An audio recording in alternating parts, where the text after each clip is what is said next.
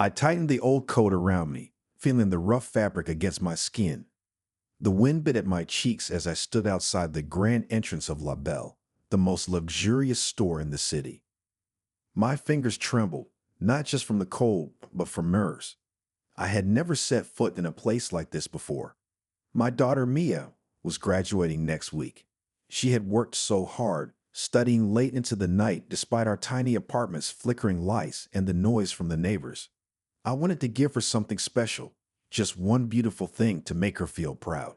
After months of saving every spare coin, I finally had enough for a silk scarf from La Belle. It wasn't much, but it was something. Taking a deep breath, I pushed open the heavy glass door. The warmth inside wrapped around me, along with the soft scent of roses and vanilla. Everything sparkled, the golden racks, the crystal displays, the polished floors that reflected the chandeliers above. My worn-out shoes squeaked against the marble, and I cringed, hoping no one noticed. I walked slowly toward the accessories section, my eyes scanning for the scarves. There it was, a delicate blue one, the exact shade of Maya's eyes. My heart leaped as I reached out to touch it. "Excuse me." A sharp voice made me freeze. I turned to see a tall, elegant woman in a sleek black dress staring down at me. Her name tag read Claire. Her perfectly painted lips curled into a smile, but her eyes were cold. "Can I help you?" she asked, though her tone suggested she'd rather do anything else. "I'd like to see this scarf, please," I said, trying to sound confident. Claire's gaze flicked over me, my faded coat, my second-hand bag, my shoes with the scuffed toes. She didn't move to take the scarf. Instead, she tilted her head and said, loudly enough for nearby customers to hear, "Are you sure you can afford that, ma'am?" My face burned. Whispers rippled around me. A well-dressed woman nearby smirked into her hand. I felt like I had been slapped. It's for my daughter," I stammered, my voice barely above a whisper. Claire sighed, as if I were wasting her time. "This scarf is $500, she said, emphasizing the price like she was speaking to a child. "Perhaps you'd be more comfortable somewhere affordable." The words cut deeper than I expected.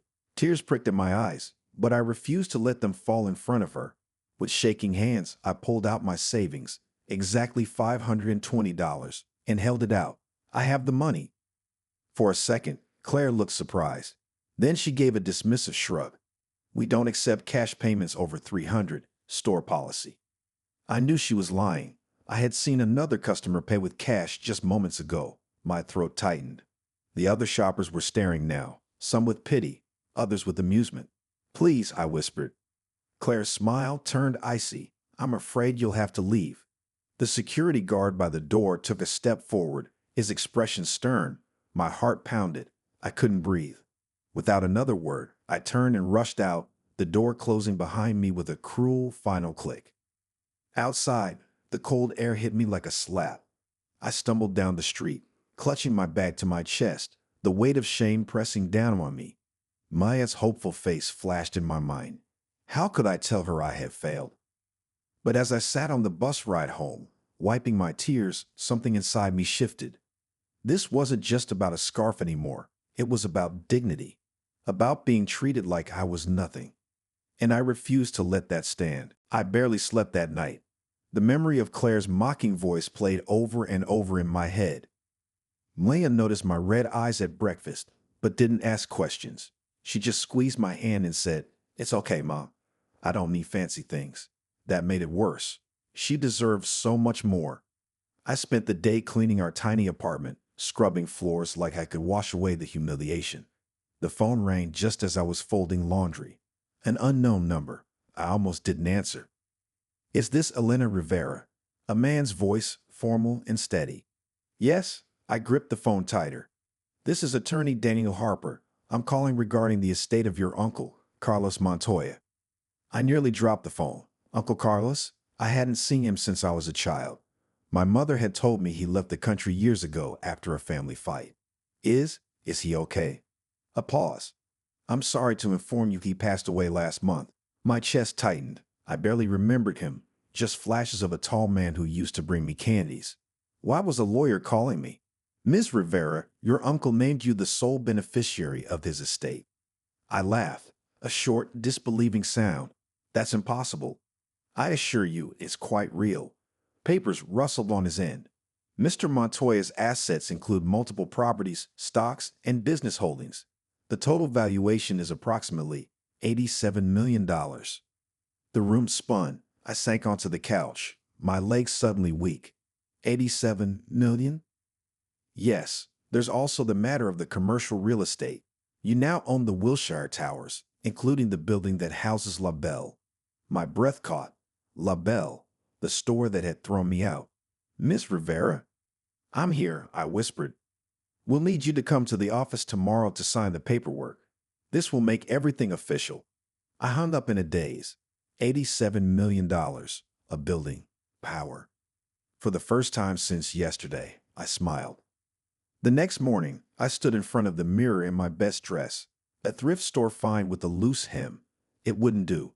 Not today. Mia, I called, we're going shopping.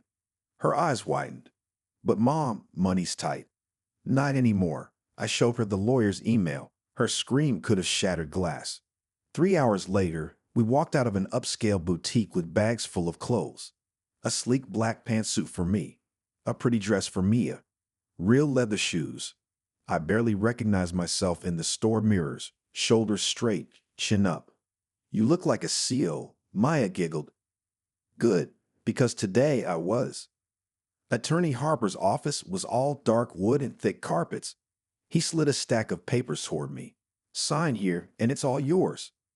My hand shook as I wrote my name. Just like that, I was a multimillionaire, the owner of the Wilshire Towers, the landlord of La Belle. What now? I asked. Harper smiled. Now you do whatever you want. I knew exactly what that was. The next day, I stepped out of a black town car in front of La Belle. My suit was tailored, my hair styled, my confidence unshakable. Leah waited in the car, grinning. Go get him, Mom. The same doorman held it open for me. The same chandeliers glittered overhead, but this time, heads turned for a different reason. Claire was at the counter, her back to me. She turned, and her polished smile froze when she saw me. Recognition flickered, then confusion. Before she could speak, the store manager rushed over, sweating. Ms. Rivera, we weren't expecting you. Claire's mouth fell open. Attorney Harper stepped beside me. As you know, Ms. Rivera is the new owner of this building. She's here to inspect her property. The color drained from Claire's face. I smiled sweetly. It's nice to see you again. In the manager's office, I took my time settling into the chair behind the desk. The manager wrung his hands. Ms. Rivera, whatever happened yesterday, I assure you. You assure me what? I cut in. That your employee humiliating customers is standard policy. Claire stood rigid by the door. I didn't realize. You didn't realize I mattered, I said quietly. That's the problem. I slid a folder across the desk. Your lease is up next month. I could terminate it. Or, I let the word hang. The manager paled. Name your terms. First, I said, Claire is demoted to stockroom duty, permanently. Her face twisted. You can't. I can.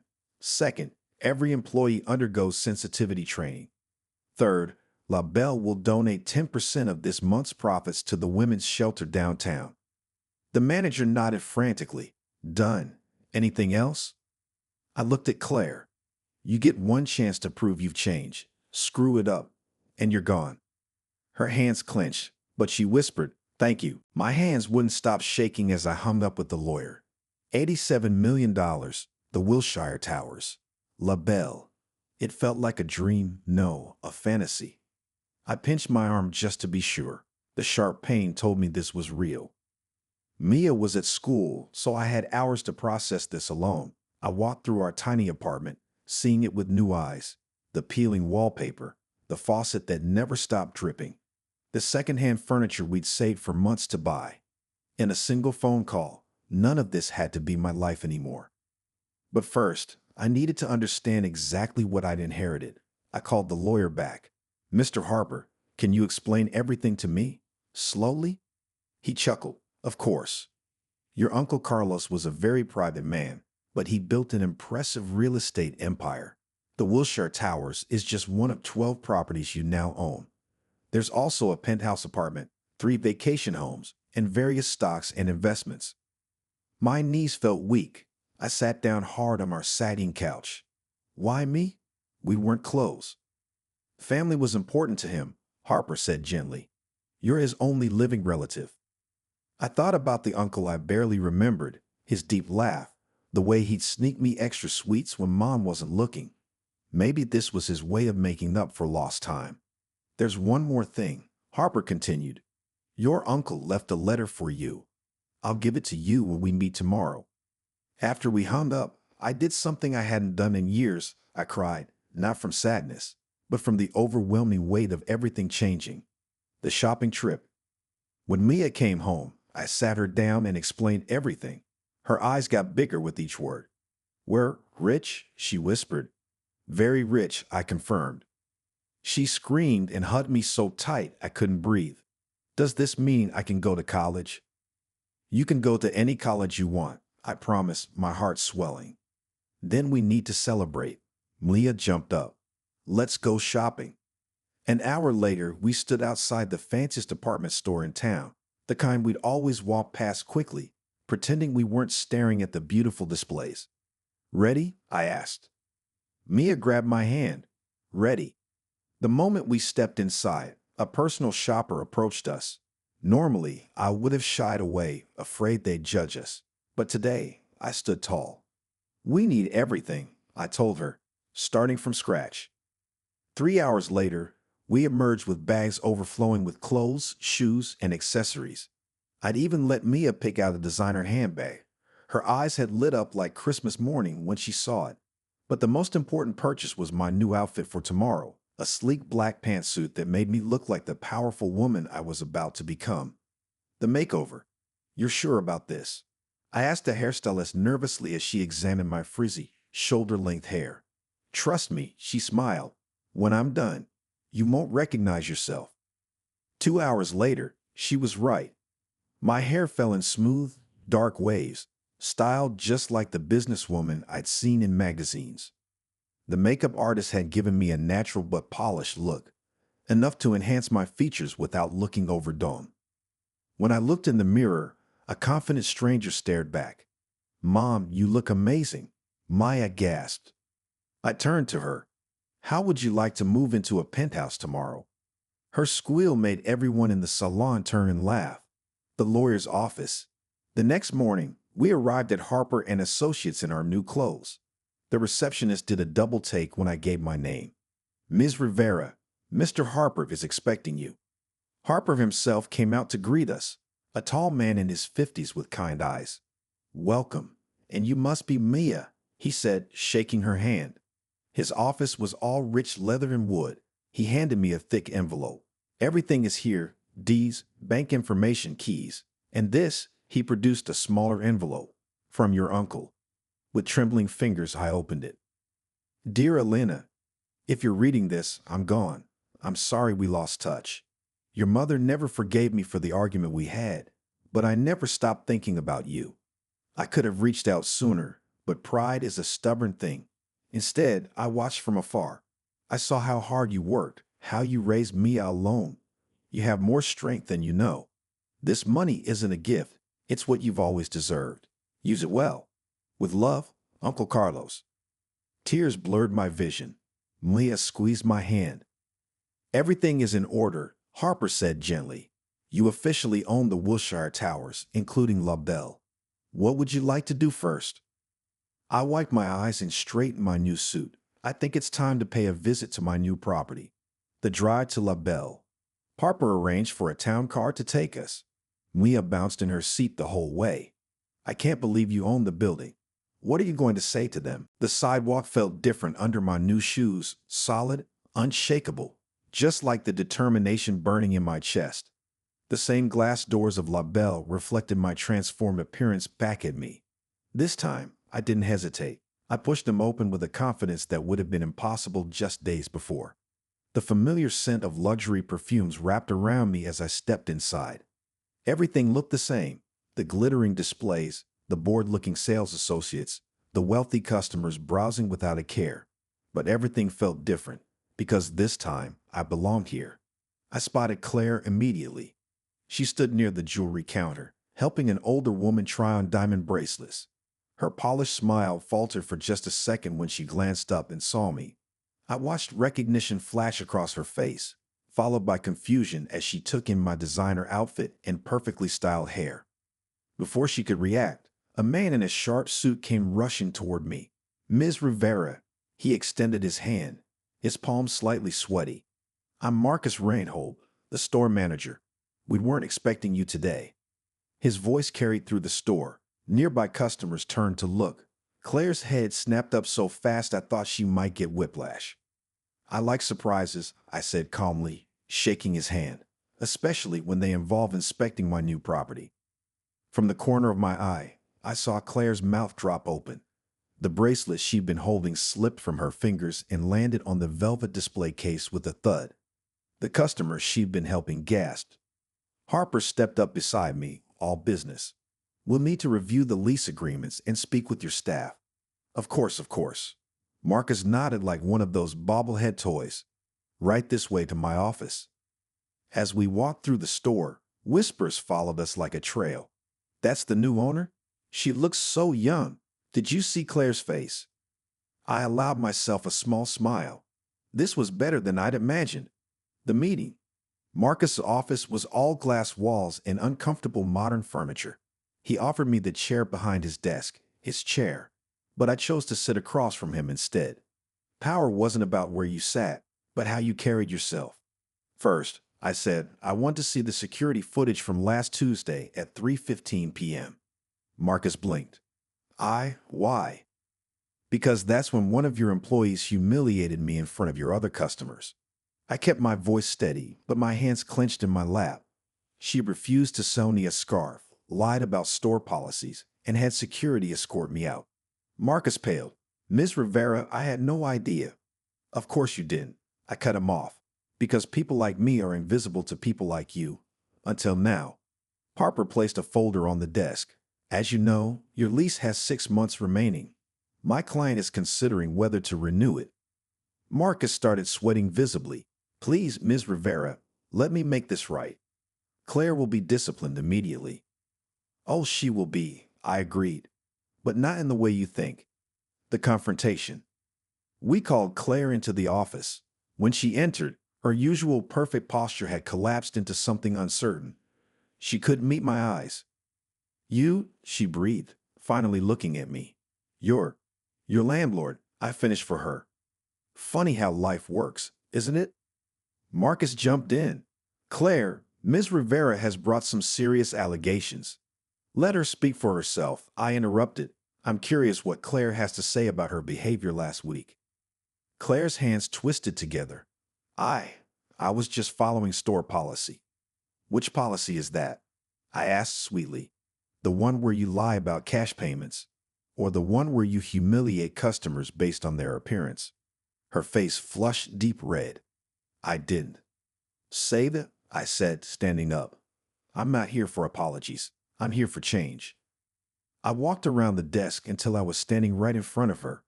For the first time, Claire had to look up to meet my gaze. The power dynamic had shifted completely. "Here's what's going to happen," I said. "First, Claire is being transferred to stockroom duties immediately. No customer contact." Claire gasped. "You can't." "I can," I said simply. "Second, every employee in this store will undergo mandatory sensitivity training. Third, La Belle will donate 20% of this month's profits to the women's shelter downtown." Marcus opened his mouth to protest the last point, but Harper cleared his throat meaningfully. "And finally," I continued, "I'll be making unannounced visits. If I see anything that resembles what happened to me, the lease won't be renewed. Are we clear?" Claire looked like she might be sick. I leaned closer and lowered my voice so only she could hear. "You could have sold me a scarf. Instead, you lost your position. Think about that next time you judge someone by their clothes." The penthouse took my breath away. Floor-to-ceiling windows showed the entire city sparkling below us like scattered diamonds. Maya ran from room to room, her excited squeals echoing off the marble floors. "This is ours?" Really ours? All ours, I confirmed, still not quite believing it myself. The master bedroom was bigger than our entire old apartment. The kitchen had appliances I didn't even know how to use. And the walk-in closet, I'd never owned enough clothes to fill even one shelf, let alone an entire room. As Mia explored, I stepped out onto the balcony. The cool night air brushed against my face as I looked down at the glowing label sign far below. Just this morning, I'd been a nobody to them. Now I held their future in my hands. A soft knock at the door startled me. Harper stood there with another stack of papers. Sorry to disturb you, but these need your signature. Also, he hesitated. The press has caught wind of your story. Reporters are calling it the landlord's revenge. My stomach twisted. I don't want publicity. Too late, he said gently. But you can control the narrative. Why not give one interview? Tell your side? I glanced at Mia, who was now sprawled on a sofa 3 times her size, grinning at her reflection in the gold-plated coffee table. She deserved better than whispers and rumors. One interview, I agreed, but on my terms. The stockroom. The next morning, I returned to La Belle alone. No designer clothes this time, just simple jeans and a sweater. I wanted to see the truth without the fanfare. The stockroom was in the basement, a windowless space crammed with boxes and racks of unsorted merchandise. Claire stood at a metal table, folding scarves with trembling hands. When she saw me, she froze like a deer in headlights. "Come to gloat?" she asked, her voice raw. Dark circles shadowed her eyes. I pulled up a stool. "Come to talk." For a long moment, we just looked at each other. The Claire from last week, perfect hair, flawless makeup, condescending smile, was gone. This Claire had messy ponytail, no makeup, and a stain on her blouse. "Why?" I finally asked. "Why treat me like that?" She looked down at her hands. "It's what we're trained to do. Spot the browsers from the buyers, save time. By humiliating people. By being efficient," she snapped, then immediately shrank back. "Hi. I didn't think." "No," I agreed. "You didn't." Silence settled between us. A delivery guy wheeled a dolly past, giving us curious looks. My mother worked retail, Claire suddenly said. 16-hour days on her feet. I swore I'd never end up like her. She gestured around the stockroom. "Look how that turned out." I studied her face, the bitterness, the regret. Maybe we weren't so different after all. The interview. "Tell us, Ms. Rivera," the news anchor leaned forward. "How does it feel to go from being rejected to owning the store?" The studio lights were hotter than I expected. I wiped my palms on my pants before answering. "It's not about revenge. It's about fairness." The anchor's smile didn't reach her eyes. "But surely you enjoyed seeing that saleswoman demoted." I thought of Claire in the stockroom, folding scarves with shaking hands. "I enjoyed being heard," I said carefully. "But real change takes more than just punishing one person." "What kind of change?" I took a deep breath. This was my moment. Starting today, all my properties will implement first-glance policies. No judging customers by appearance. Employees will get bonuses based on customer satisfaction surveys, not just sales numbers. And I paused for effect. We're creating scholarships for retail workers' children. The anchor blinked, thrown off script. "That's remarkably generous." I smiled. It's what my uncle would have wanted. The unexpected visitor. Back at the penthouse, the doorman called up. "Ms. Rivera? A Miss Claire Thompson is here to see you. She says it's important." My eyebrows shot up. "Send her up." Claire looked even worse than this morning, pale, with red-rimmed eyes. She clutched a small package to her chest. "I brought this," she said, thrusting it at me. Inside was the blue scarf, carefully wrapped in tissue paper. "I don't understand," I said. "I bought it with my own money," she whispered, "for your daughter to say, 'I'm sorry.'" For the first time, I saw genuine remorse in her eyes. Not fear of losing her job, not anger at being caught, just pure, painful regret. "Why now?" I asked. "Because today," she swallowed hard. Today was the first time in years someone looked at me and saw a person. Not just a sales associate. You could have destroyed me. Instead, you asked why. I turned the scarf over in my hands. The silk was as soft as I'd imagined. Keep your job, I said finally, but you'll train the new hires. Teach them how to treat people. Claire's eyes filled with tears. I will, I promise. The first letter arrived 1 week later. I almost missed it among the piles of fan mail and business proposals. A simple ivory envelope with elegant handwriting. When I opened it, my breath caught. Dear Miss Rivera, I read about your story in the Times. My daughter Sophia works at La Belle. She's the one with cerebral palsy who folds the gift boxes. After your new policy started, her manager actually asked if she wanted customer service training. Nobody ever asked before. Thank you for changing more lives than you know. Maria Gonzalez. I held the thin paper carefully, like it might disappear. Mia found me still sitting at the kitchen island when she came home from school. Mom, you okay? She asked, eyeing the letter in my hands. I handed it to her without a word. As she read, her eyes got wider. You did that, she whispered. You really changed things. A warm feeling spread through my chest. This mattered more than any revenge. The boardroom surprise. You wanted to what? I nearly dropped my coffee at Harper's suggestion. Join the Wilshire Towers Board of Directors, he repeated. As majority owner, you have a seat waiting. First meeting is tomorrow. My stomach twisted. But I don't know anything about commercial real estate. You know about people, he countered, which is more than most of those suits can say. The next morning, I walked into a sleek, high-rise conference room where 12 older men in identical gray suits sat around a massive table. The conversation died when I entered. Ah, Ms. Rivera, the chairman said without standing. We were just discussing raising rents across your properties. I took my seat slowly. Why? Market rates have increased 12% this year. A man with a pinched face said, We're leaving money on the table. I thought of the small bakery in one of my buildings. The owner always gave Mia free cookies. The dance studio where scholarships let underprivileged kids take lessons. No, I said firmly. The chairman blinked. I beg your pardon. No rent increases this year, I clarified. In fact, I want to create a program where long-term tenants can apply to freeze their rents for 3 years. The room erupted. That's terrible business. Shareholders will revolt. You can't just.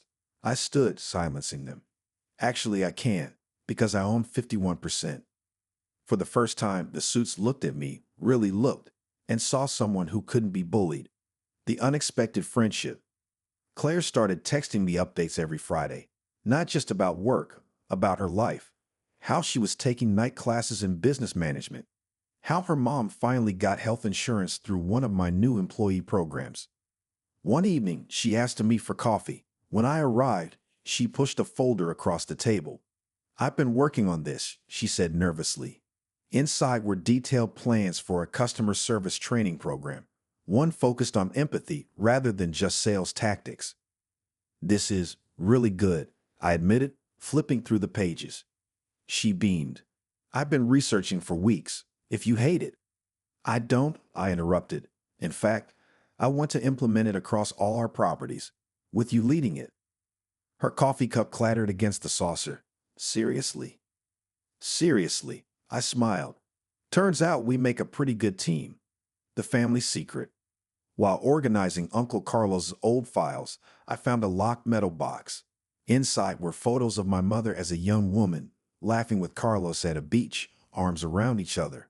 They looked happy, what had driven them apart. Beneath the photos lay a newspaper clipping. Local businessman Carlos Montoya settles wrongful termination lawsuit. The date was 2 months before Mom cut ties with him. Harper helped me track down the employee involved, a woman named Rose who now ran a small flower shop in Brooklyn. When I called, her voice turned sharp at Carlos's name. He fired me for being pregnant, she said bitterly. Said it would distract from work. Your mother stopped speaking to him after that. My heart ached. Did he ever make it right? Oddly enough, yes, Rose admitted. Years later, he showed up with a check that put my kids through college. Never told anyone. That night, I added a new line to the scholarship fund, the Rose Montoya grant for single parents. Some legacies were worth continuing. The birthday surprise. Close your eyes, Mia demanded on my birthday morning. She led me by hand through the penthouse, giggling. Okay, now look. I opened my eyes to find our old apartment couch, the one with the coffee stain shaped like Florida, sitting proudly in our designer living room. Mia had arranged all our old throw blankets and photos around it. I know we have fancy stuff now, she said, bouncing, but this is home. I pulled her into a hug, breathing in the familiar scent of our old life. No amount of money could replace this. My hands shook as I opened the email from Harper. Offshore account discovered in Uncle Carlos' name, containing approximately $22 million. Documentation suggests these were funds he set aside for. The sentence ended mid-thought. For what? I muttered, scrolling down. The next line made my breath catch. For your mother, should she ever reconcile with him. The numbers on the screen blurred. All these years, even after their fight, Uncle Carlos had been preparing a safety net for her. For us. I reached for my phone, then stopped. Mom had passed away 5 years ago from pneumonia, back when we couldn't afford good health insurance. Mia padded into the room in her pajamas, rubbing sleep from her eyes. What's wrong? I showed her the email. Her fingers flew to her mouth. That could have helped Grandma. We sat in heavy silence, both thinking the same thing. How different things might have been if Mom had known. We should use it to help people like Grandma, Maya said finally. People who don't have anyone to save them. I pulled her close, pressing a kiss to her hair. She understood exactly what mattered. The hospital visit. The next morning, I found myself standing outside the same public hospital where Mom had spent her final days. The smell of antiseptic brought it all rushing back. The beeping machines, the exhausted nurses, the way Mom had insisted we not worry about the mounting bills. Ms. Rivera, the hospital director shook my hand, eyeing my designer bag curiously. What can I do for you? I'd like to make a donation, I said, specifically for patients who can't afford their medications. His eyebrows shot up when I named the amount, $5 million. This will help hundreds of families, he breathed. Good. I handed him the check, trying not to think about how Mom had skipped her prescriptions to save money. Just promise me one thing. Make the process simple. No stacks of paperwork when people are scared and hurting. As I walked past the crowded waiting room, a frail older woman caught my eye. She was counting out pennies for her copay. Without thinking, I slipped my personal card to the receptionist. Cover her today, and anyone else who comes in short this week. The woman never knew who helped her. That made it even better. The mystery contact. Harper called as I left the hospital. Alina, there's something else about those offshore accounts. Carlos left instructions that if your mother never claimed the money, it should go to someone named Antonio Mendez. Ring any bells? The name tickled my memory. Maybe one of Mom's old friends. I'll ask around. My phone buzzed again before I could investigate. Claire. Emergency staff meeting at La Belle. Can you come? When I arrived, the entire store staff stood gathered in the shoe department. Claire looked frantic. Our biggest celebrity client is coming in an hour for her wedding gown fitting, and our tailor just quit. Why is that an emergency? I asked. Because the dress needs major alterations, and this client is difficult. Claire lowered her voice. It's Daniela West. My stomach dropped. The Hollywood actress famous for throwing lats at assistants. Let me handle this, said a quiet voice behind us. We turned to see Sophia, the young woman with cerebral palsy from Maria's letter, standing with her measuring tape around her neck. I've been training with the tailor after hours, she said. I can do it. Claire hesitated. But you're... My hands work just fine, Sophia interrupted, her chin lifted. I nodded. Show us what you've got. The star treatment. Daniela West arrived exactly on time, trailed by 3 anxious assistants. She took one look at Sophia's leg brace and sneered. You're joking, right? Sophia didn't flinch. Ms. West, your dress has a drop waistline that's making your hips look wider than they are. I can fix that. Daniela's mouth fell open. No one ever criticized her figure. You better be right, she finally muttered, stomping toward the dressing room. For the next hour, Sophia pinned and tucked with steady hands, occasionally asking Daniela to raise her arms or turn slightly. When the actress finally saw herself in the mirror, she gasped. I look amazing. She turned to Sophia, actually smiling. What's your name? Sophia Gonzalez, master tailor in training. Daniela surprised everyone by pulling out her phone. I'm posting you on my Instagram. My followers need to know about you. As the entourage left, Claire pulled me aside. You were right about giving people chances, she admitted. Sophia just saved our biggest account. I smiled. She saved herself. We just got out of her way. The morning sun streamed through our penthouse windows as Mia and I spread Antonio's list across the dining table. Names, stories, and needs covered every inch of the polished surface, a mosaic of struggles most people never saw. Where do we even start? Mia asked, tracing a finger over one entry. Marisol, 9 years old, needs prosthetic leg. I took a deep breath. We start by helping one person at a time. My phone buzzed with a notification. The first installment of the offshore funds had cleared. $22 million now sat in an account under my name. It felt heavy, like holding 100 lives in my hands. The first step. We began with Marisol. Her mother answered the door of their tiny apartment with suspicion that melted into disbelief when I explained why we'd come. You want to pay for her surgery? Just like that, she whispered. Marisol peeked from behind her mother's legs, one crutch under her arm. Does this mean I can run? It means you can do anything, Maya said, crouching to her level. When the doctor later explained the procedure, Marisol's eyes shone brighter than any diamond at La Belle. That look was worth more than money could measure. The domino effect. Word spread quickly. Soon, my inbox flooded with requests, not for handouts, but for chances. A food truck owner needing a new grill to expand, a teacher wanting books for her classroom, a teen asking for bus fare to college interviews. We created the Montoya Rivera Fund with strict rules, no red tape, no lengthy applications, just people helping people, exactly as Uncle Carlos had done. Harper raised an eyebrow at our system. You're not even requiring receipts. Trust goes both ways, I said. Most repaid the kindness by paying it forward. The food truck